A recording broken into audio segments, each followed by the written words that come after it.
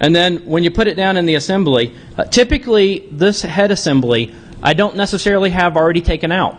There's one screw on the bottom of the head assembly that you can loosen after you've taken off the magnet and the other items. And when you loosen it, you'll be able to kind of teeter the head out of the way a little bit. But you already want to have your paper and stuff in place so that it's not physically going to scratch anything or the two heads aren't going to hit each other.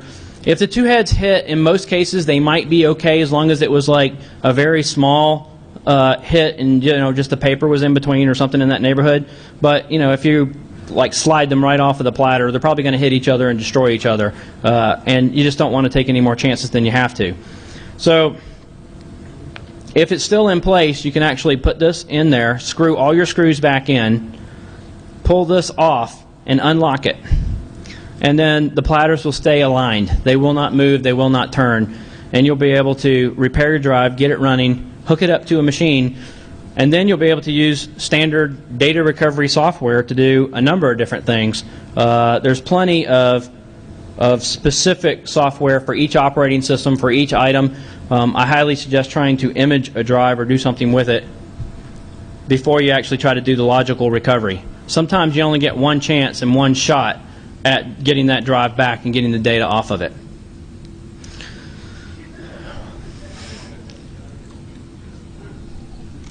Anybody have any questions?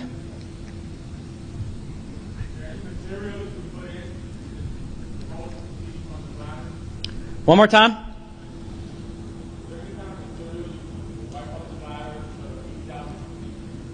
Wipe off the platters, is that what you said? Could somebody repeat that for me? Come. One more time.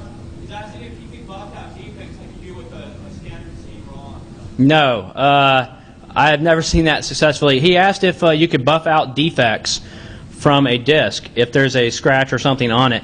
I have never successfully seen a buffed out scratch in a disk actually work. What happens in that case, if you actually have something that's imperative that you get it back, you're going to have to deal with what the head's going to hit and the fact that you're probably going to destroy one or two heads in the process of repairing it. So if you can start imaging. You can image from the beginning of the disk to the error and then try to image from the end of the disk to the error.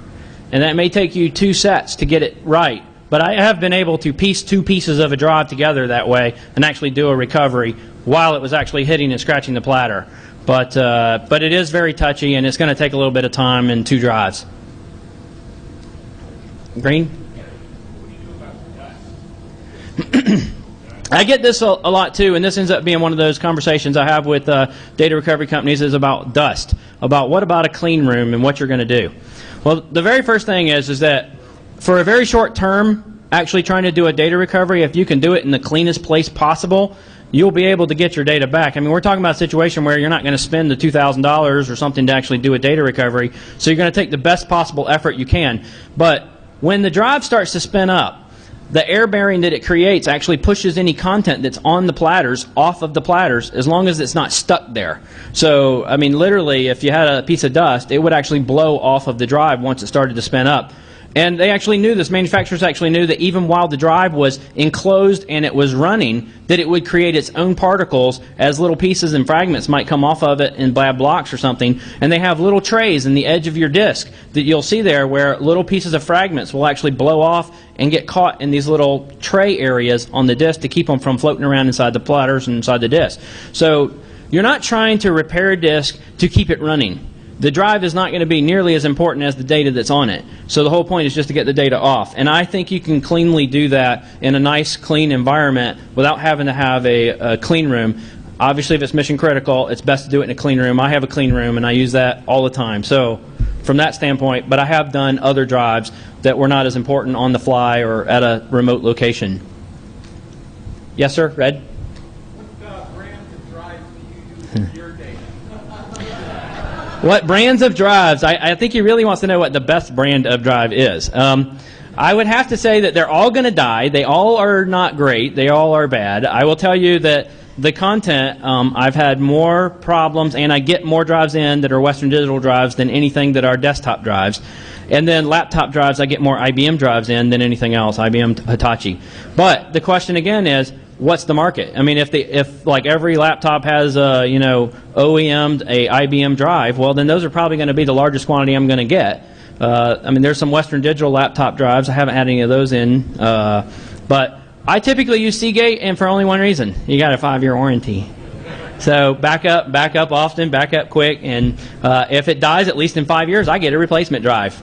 So, yes, sir. What's the trade name on that platter swap? The platter swap thing, and I'm thinking again, a lot of this stuff is like reverse engineer kind of people make things to work. So they're not great names, but this one is called a head stack platter extractor. So they call it an HPE. Now, if you look in the white paper or you look on the web page that I have all this posted on, I have a link to a company called Salvation Data that makes a product that you can buy overseas and they ship it here. I haven't found one in the U.S. that actually makes one and sends it here, but they have a couple of things in this toolkit for the $250 that you can buy this thing for.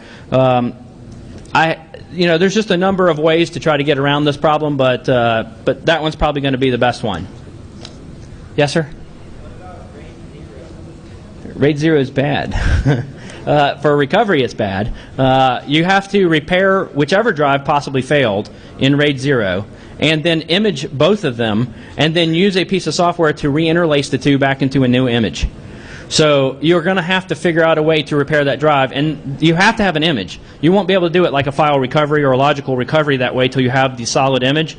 So my suggestion would be to use DD Rescue or something and make an image of both drives before you actually find a tool that says, now I'm going to take 2 dumps and actually put them back together and weave them back together. But you also have to know what the interleave was. You have to know if it's done in 64Ks or what the block size was. That's it. Thank you.